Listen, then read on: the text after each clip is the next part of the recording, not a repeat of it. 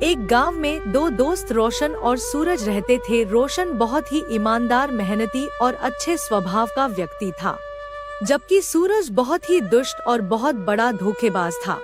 एक दिन सूरज ने सोचा, रोशन तो बहुत ही मेहनती है और मेरे पास दिमाग की कोई कमी नहीं। अगर हम दोनों का गुण मिल जाए तो हम दोनों मिलकर कुछ बड़ा कर सकते हैं। मैं उसे अपने साथ शहर ले जाऊंगा ताकि हम दोनों मिलकर खूब सारा धन कमा सके और बाद में मैं अपनी चालाकी से उसका सारा धन चुरा लूंगा।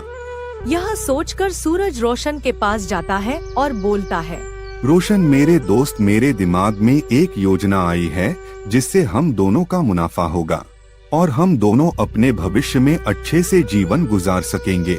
कौन सी योजना है, मुझे जल्दी बताओ। मैंने सोचा है कि क्यों ना हम दोनों शहर जाकर कुछ काम करें और ढेर सारा पैसा कमाएं, क्योंकि जीवन का कोई भरोसा नहीं, हमें कब और किस वक्त धन की आवश्यकता पड़ जाए। और हम लोग धीरे धीरे बड़े होते जा रहे हैं, जिससे घर की जिम्मेवारी भी आ रही है। बात तो तुम सही कह रहे हो, बिना धन का तो हम कोई भी काम नहीं कर सकते। मैं तुम्हारे साथ चलने को तैयार हूँ। अगले ही दिन दोनों मित्र शहर की ओर चल देते हैं। दोनों को शहर में एक सेठ के पास नौकरी मिल जाती है। काफी सालों तक रोशन और सूरज उसी सेठ के पास काम करते हैं। एक दिन दोनों मित्र बैठकर एक दूसरे से बात करते हैं।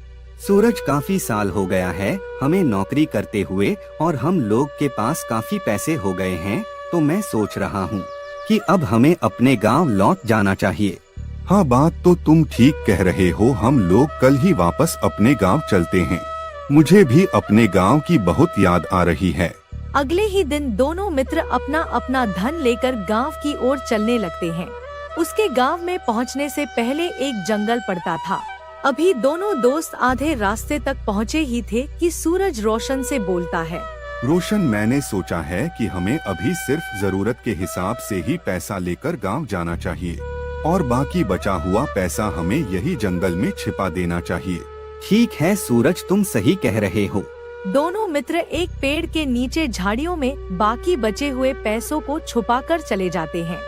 सूरज की नजर तो पहले से ही रोशन के धन पर थी। सूरज उसी रात को जंगल वापस आता है और अपना और रोशन का पैसा झाड़ियों से निकालकर घर ले आता है। कुछ दिनों के बाद सूरज रोशन के पास जाता है और बोलता है, सूरज मेरे मित्र, जरा तुम मेरे साथ जंगल चलो, मुझे थोड़े से पैसे की जरूरत है। क्या हुआ, तुम्हें इतनी जल्दी पैसे की जरूरत क्यों पड़ गई? बस कोई जरूरी काम आ गया है, तुम बस मेरे साथ चलो। ठीक है, चलो फिर। दोनों मित्र जंगल चले जाते हैं और पेड़ के नीचे झाड़ियों में खोजने लगते हैं। कुछ देर बाद वहाँ खोजने पर कुछ नहीं मिलता तो सूरज गुस्से में चिल्लाता है, अरे रोशन, हमारा बचा हुआ पैसा कहाँ चला गया? किसी ने पहले ही झाड़ियों से पैसा निकालकर यहाँ से चला गया है। रोशन, तुम ही चोर हो, तुमने ही मेरी सारी मेहनत की कमाई चुरा ली है, क्योंकि इस जगह के बारे में सिर्फ तुम्हें ही पता था। यह तुम क्या बोल रहे हो मित्र? मैंने पैसे नहीं लिए हैं, मुझ पर विश्वास करो। तुम झूठ क्यों बोल रहे हो? तुमने ही सारा पैसा झाड़ियों से निकाला है। मुझे मेरा पैसा वापस करो, नहीं तो मैं इस बात को मुखिया जी तक लेकर जाऊंगा और मुखिया जी ही फैसला करेंगे। रोशन ने अपने आप को सही साबित करने की बहुत कोशिश की, पर सूरज अपनी बात पर अड़ा रहा और उसी बात को मुखिया तक लेकर चला गया। मुखिया जी, रोशन ने मेरा पैसा चुराया है और पैसा चुराकर मुखेर रहा है, अब आप ही न्याय कीजिए। नहीं मुखिया जी, मेरा विश्वास कीजिए, मैंने कोई भी चोरी नहीं की है।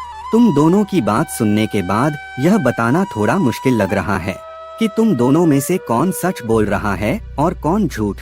नहीं मुखिया जी, मेरे पास रोशन की चोरी की गवाह है, मैं झूठ नहीं बोल रहा।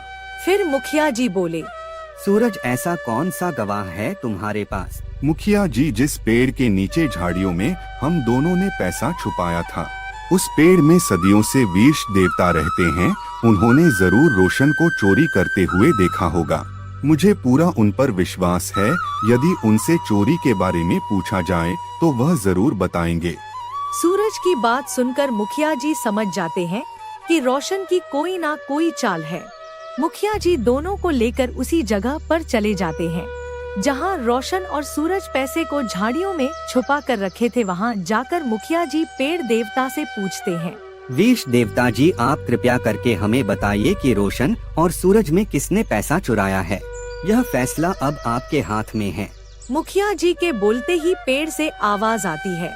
यह काम रोशन का ही है, उसी ने कल रात को झाड़ियों से पैसा चुराया था। पेड़ से आवाज आते ही रोशन और मुखिया जी परेशान हो जाते हैं और आपस में एक दूसरे को देखने लगते हैं। तभी मुखिया जी रोशन को कुछ लकड़ियां लाने को बोलते हैं और सभी लकड़ियों को पेड़ के चारों तरफ इकट्ठा करने के लिए कहते हैं। फिर मुखिया जी रोशन को बोलते हैं, रोशन, अब तुम सारी लकड़ियों को आग लगा दो। ये सब नजारा सूरज खड़े खड़े देख रहा होता है। जैसे ही आग जलने लगती है तो तीनों लोग देखते हैं कि एक बूढ़ा आदमी खांसते हुए पेड़ के खोखले से बाहर निकलता है और भागने लगता है। वह बूढ़ा आदमी और कोई नहीं बल्कि सूरज का पिता होता है, जिसे सूरज ने पेड़ के खोखले में छिपा दिया था। तभी मुखिया जी सूरज को बोलते हैं, मैं तुम्हारी चालाकी को पहले ही समझ गया था। मैंने यह सब नाटक इसलिए किया कि मुझे पता चल सके कि चोर रोशन नहीं सूरज है। सूरज शर्मिंदा हो जाता है और बोलता है, मुझे माफ कर दीजिए, मैं लालच में आ गया था। मेरा रोशन के धन पर खराब नजर थी और मैंने उस पर गलत और झूठा इल्जाम लगाया। मुझे माफ कर दीजिए, मैं रोशन का बचा हुआ धन वापस कर दूंगा। सूरज मुखिया जी और अपने दोस्त से माफी मांग